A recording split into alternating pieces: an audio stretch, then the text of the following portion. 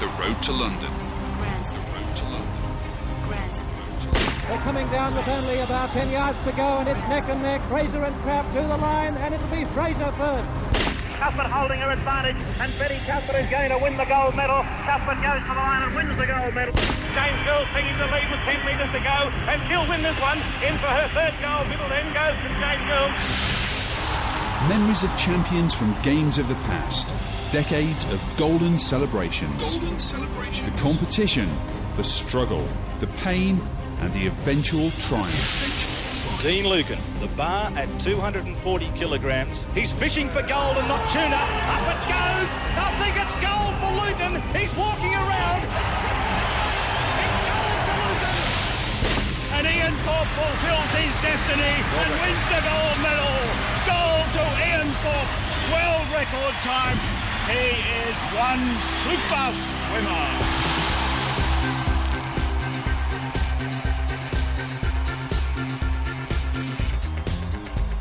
Hello there and welcome to Road to London for another week. I'm Zane Bojack, and on today's show we're going to be doing handstands, vaults and leaps with two members of the Men's Australian Artistic Gymnastics team. But as you're about to find out, being able to stick the landing doesn't always mean you get to go to the Olympics. Joshua Jefferis and Thomas Pichler are both from Brisbane, both have Commonwealth Games gold medals and are good mates. But only one of you is actually going off to the Olympics, and I'll start with you, Josh. How do you feel about the fact that the guy sitting next to you isn't going because of you?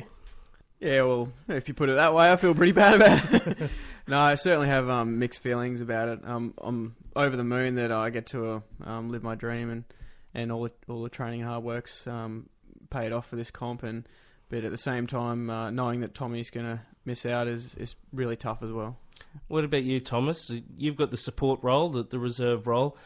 How did you feel when you found out that after all that training, you came in second, and second doesn't actually get you a spot at the Games?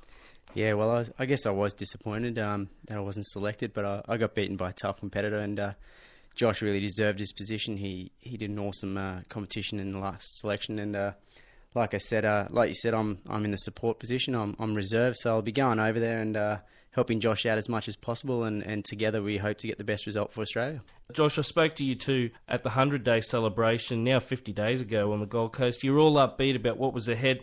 How hard was it to actually knuckle down, get ready for the Australian Championships, knowing just how much was on the line at that particular event?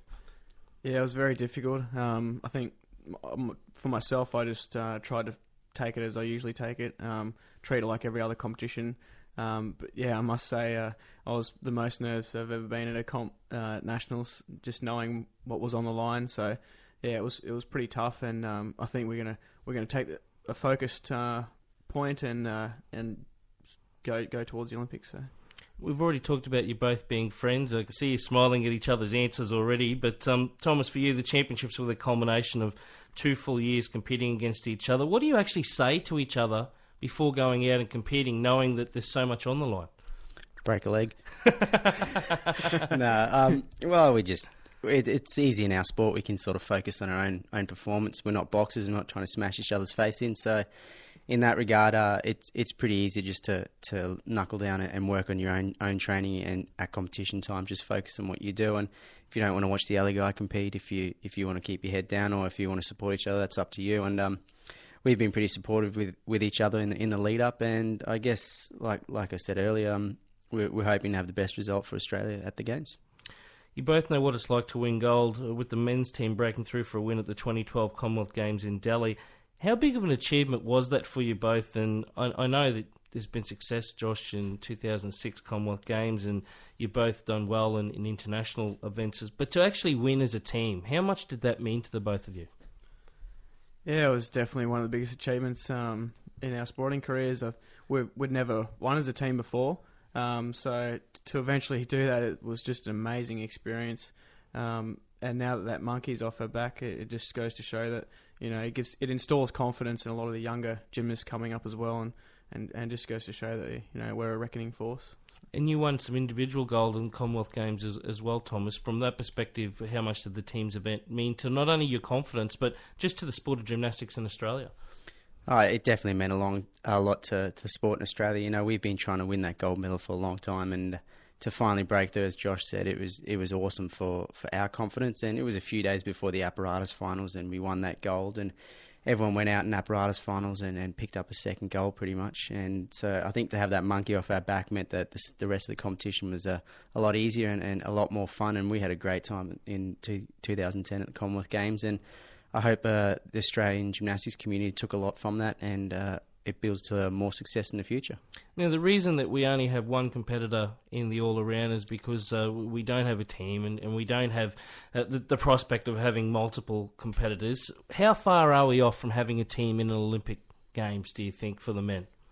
I think we're a little way off just yet. We've got a couple of young guys coming through.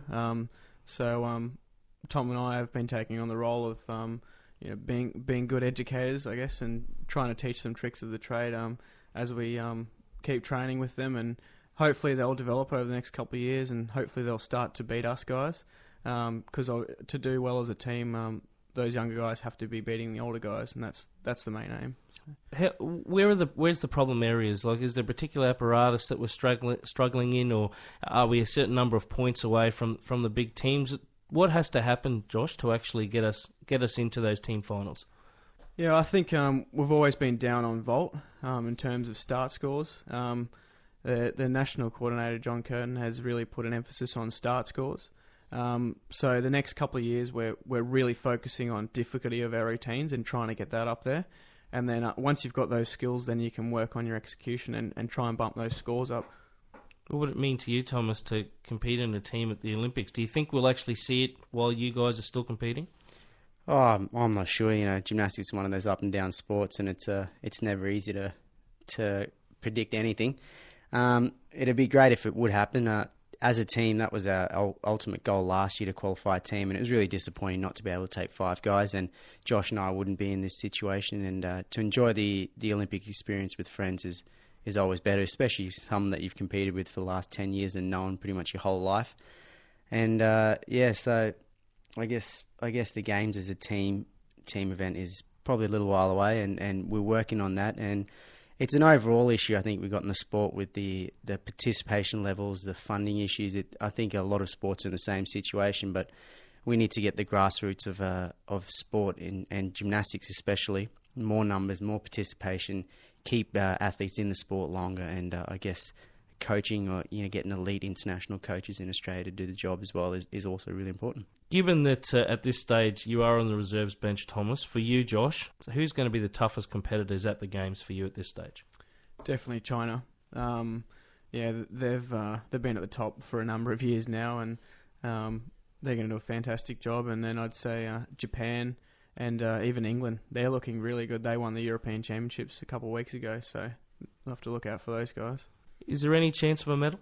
I wouldn't rule it out. I don't think you can't go into a competition thinking that you're not a chance. I could see myself winning a medal on P-bars, for example. I think that's probably my best chance, realistically. My start score's up around the same as the guys who make finals. So it's definitely not out of the question. And we've heard you mention start scores there before. Just for those people that don't quite follow gymnastics, can you give us an idea of how they tally up the points to actually get your final score? You need about 6 calculators to figure that one out, and a huge Excel spreadsheet.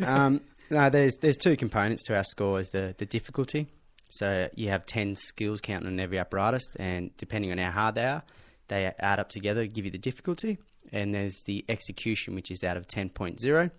And your deductions are for messy form or for falling and things like that get taken away from 10.0. That execution score and the difficulty score get added together to give you your final score. For you both, you're at the peak of your sport, you're elite athletes. Does it irk you that, say, a footballer or a cricketer or someone like that makes millions of dollars in their field, and here you are, the best you are in this nation, and you're on scholarships and these sorts of things? Yeah, it's very difficult. The support that we do get from Gymnastics Queensland, Gymnastics Australia, Queensland Academy of Sport, AIS, is fantastic. And basically we get enough support so that we're not out of pocket. And we have to do a fair bit of training and competitions to achieve that support. So both Tommy and myself and all the other national gyms are are very thankful for that support that we get. But as you said, at the same time, it's very difficult to commit 100% of your time to training because we can't make a living out of gymnastics unless you're an Olympic champion or a world champion. So yeah, it is very difficult. But I see that there are positives as well, trying to make a life outside of gymnastics as well. Tom and I have both completed university degrees, so we've developed our life outside of gymnastics as well, and I think it enriches our life as well. Well, that's a good way for us to pause, because we're going to come back and talk about you outside of the gymnastics mat. This is The Road to London. Zane Bojack with you, and after this, we're going to find out what got these two acrobats into the sport of gymnastics in the first place. You're with Grandstand. The Road to London. The Road to London. Grandstand's Road to London on ABC Local Radio and Grandstand Digital. This is The Road to London. Zane Bojack with you today. My guests are male gymnasts Josha Jefferis and Thomas Pichler. Now, you're both very interesting stories, in particular how you got into the sport. I might start with you, Josh. I understand you were 3 years old when you started this particular sport. Why was that? Basically, I was a really energetic little kid, hyperactive, used to climb the roof and jump off the roof, and as most parents can probably relate to, I was a pretty naughty little kid. And Mum decided to put me in gymnastics, where it's a little bit safer to jump into walls and things like that, and hopefully drain some of my energy away, which it's done. And then after that, I just never looked back and fell in love with the sport, and I love flying through the air, and it just gives you that sense of freedom. So was it about, if you did jump off the roof, at least you might stick the landing and not injure yourself? Yeah, that's right. And yeah, you don't have to wear a Batman cape in the gym as well, so that's always good. Now, Thomas, your story is even better, because I understand that you weren't born in this country, and because of some health problems, your family was looking around for someplace warmer to be, and they decided on Brisbane. So how coincidental is it that we find you in the Sunshine State? Yeah. I moved over here when I was about 5 years old, and like you said, with some health complications, and the warmer climate definitely helped clear up that. And I followed my sister into gymnastics. I used to sit there watching her train and doing forward rolls on the floor, and then one of the coaches came up to me and said, "Why don't you start training?" And so I joined a kinder gym, and it was great fun. Mucking around on trampolines and in foam pits and swinging on ropes is a fun day job, I guess. And like Josh said, you fall in love with it pretty easily, and then you sort of just get stuck into the more serious side of things when you get older. And we've travelled the world together. We've seen and done amazing things, and that most people our age haven't even done. So it's really cool to look back at our careers and see what we've done. You were born with a hole in your heart. Have all those complications been sorted out now? Yeah, they were sorted out nice and early when I was still back in Austria. And, geez, where do you find those things? I get asked that question all over the shop. I think Gymnastics Australia's got that on my profile. Can you please take that down? So that's all fine. And getting into sport and staying healthy is the best thing for it. And gymnastics keeps you very physical, and you definitely don't see a chubby gymnast, that's for sure. Now, in 2007, you've already mentioned Austria. You went back there, I think, for only the second time in your life. And it was a pretty good thing that you did, because I understand that your wife, Andrea, came into the world at that particular time. Yeah, I met her after the World Championships in Stuttgart. I travelled back to Austria and saw my family, and through family friends, her parents knew my parents, and one thing led to another, and now she lives here with me, and we got married 3 years ago.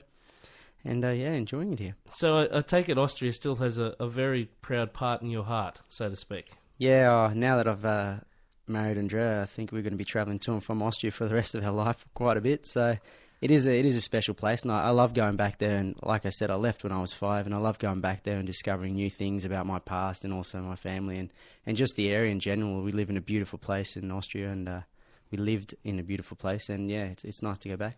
How hard is it to be a professional athlete? We mentioned before that the monetary sort of angle. You're trying to look after a family and all these sorts of things. How tough is it to actually, travel the world and do all these things when, that money isn't as big as it is in other professional sports? Yeah, that's why we thank our sponsors, Mum and Dad. So, our family has been really supportive to us right up until our ripe old age of 26 and 24. So we're very fortunate to have great supportive parents, and we really do it for the love of the sport. I think I'm in a bit of a lucky position with my parents owning a company, and I can work part-time between training as much as possible. So I guess that keeps the dollars slowly coming in.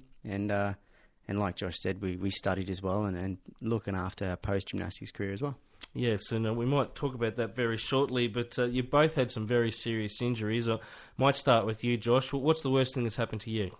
I'd have to say my shoulder slap repair. That was probably the biggest injury that I've had, and that took a good 12 months to get better. So. And Thomas, I read about your knee injury and just how tough it was for you back in 2009. How hard was it to get back to peak fitness? And considering that you went on and won a gold medal at the Commonwealth Games, how satisfying was that, given that you'd had to go through all that hard work? Yeah, well, when I found out that my ACL was torn in my knee and I had to get it reconstructed, I was really disappointed. And I was really looking at, should I keep going with gymnastics? And my physio, Andrew McGoth, was really, really positive with it. And he said, this is an injury you can come back from. And I just looked at the Commonwealth Games as that goal and just kept my head down and focused on getting in that team. And yeah, it was early 2009 when I had the operation, and it took about 12 months until I was 100% again. And there's a lot of steps along the way. Kieran Young, our strength and conditioning coach, did a lot of good work with the QAS there with me, and made sure I was back into full fitness. And I think I came back fitter from that injury than I was beforehand. You both started the sport young. Now, for me, as a kid growing up, after school, I'd kick the footy around or hit a few tennis balls or maybe go play cricket with my mates.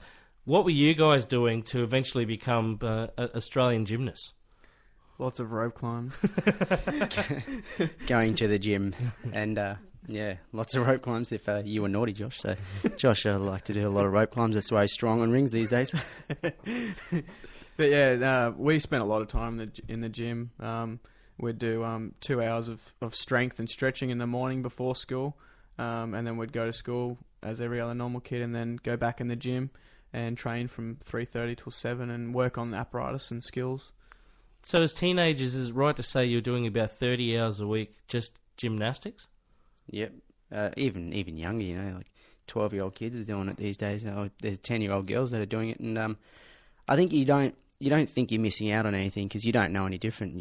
You grew up in the gym since you were 6. Some kids are in the gym before they go to school, and it's just the way it is. I think it's harder for our parents when we're at a young age, driving us around and making sure we're there on time, and they don't get to see us a lot because we spend a lot of time in the gym. But from our side of things, we just love going in the gym and having fun, so it was never difficult.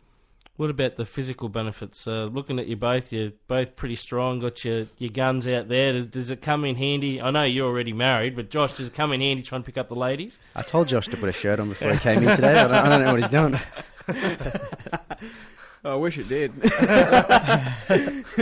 No, there's a lot of benefits from gymnastics. We certainly do it for a number of reasons, and certainly physical fitness is certainly one of them. And we both get asked a lot of questions, from everyone. How can I get my arms bigger or whatnot? And basically, the more time you spend on something, the better you get at it. There's a lot of benefits from gymnastics. You were talking before about the parallel bars and just watching some of you even on the pommel horse.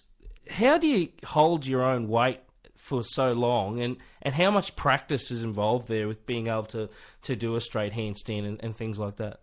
Yeah, I remember getting trained to do 10 minutes of handstand on the wall. So basically it's just a lot of repetition when you're a kid just to build up your basic strength.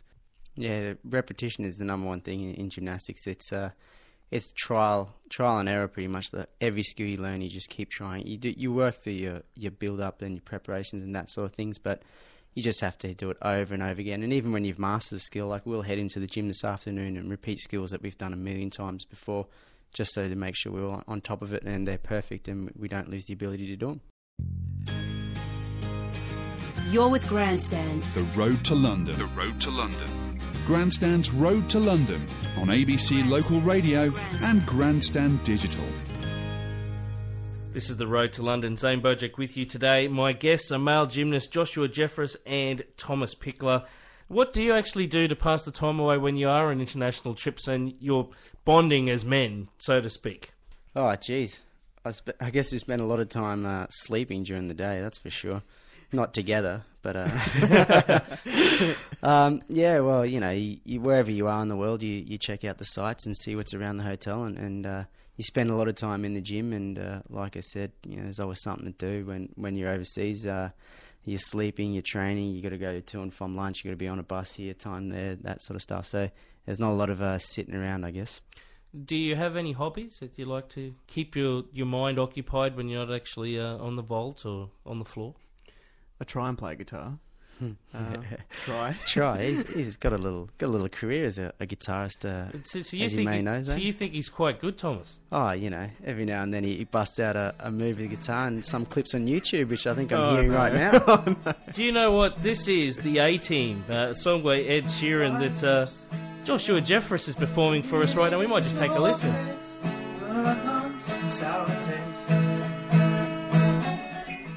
Lights gone, days in, struggling to be red, long nights and strange men. 'Cause they say she's in the class 18, stuck in her daydream. Been this way since 18, lately her face seems slowly sinking, wasting, crumbling like pastries. They scream the worst things in life come free to us, 'cause we're just under the upper hand. Go mad for a couple days, and she don't want to go outside tonight. Yes, on Grandstand Radio, it's great to be a DJ. That's Joshua Jefferis with his take on the A-Team.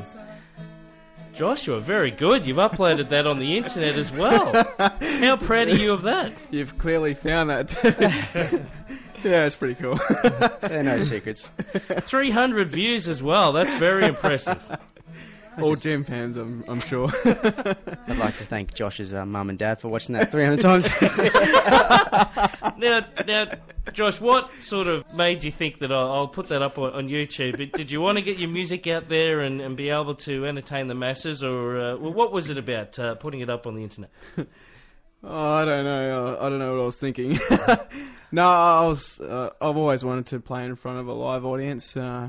It's on my bucket list, I guess you could say. And yeah, I just wanted to have some fun with that. And a couple of my mates play guitar, and they're a lot better than I am. And I wanted to show them what I could do. So yeah, they all enjoyed it and gave me some good feedback. Well, I think it's fantastic to see the way you two interact with each other, and there's no doubt there's a lot of love there as well as support for each other. I guess, Thomas, for you, you're sort of just hoping for an opportunity, but what are you most looking forward to in London? Oh, geez, the whole Olympic Games experience is going to be great fun. Unfortunately, I won't be accredited, so I won't be in the village because that's something to look forward to, and I won't be getting all the uniform and not doing the ceremonies unless something happens to Joshy, but we're not looking forward to that. And so, yeah, just being in London, in an Olympic city, is super exciting, and I can't wait to soak up the atmosphere and all the excitement. What about you, Josh? You'll be hearing the crowds and doing all the routines. How excited are you, and what are you most looking forward to? I'm really, really excited. I'm ecstatic. It's going to be the biggest moment of my life, and yeah, I can't wait to represent my teammates and my country and do them proud. And I'm really looking forward to flying the green and gold and trying my best. When do you head off to the games? So we've got a training camp in Canberra at the AIS on the 24th for about 7 days, and then we go to Waveney, which is a little town outside of London, for about 10 days, and then I head into the village on the 18th and compete on the 28th. Well, we wish you both the best of luck. Thomas Pichler, who unfortunately is going along as a reserve, but you're in our hearts, Thomas, no doubt about that. Joshua Jefferis getting to wear the Australian uniform. Thank you for being part of the Road to London today. And remember, if you want all the latest Olympic information, you can go to our special London 2012 page at our Grandstand website. It's abc.net.au/grandstand. I'm Zane Bojack saying goodbye for now on the Road to London.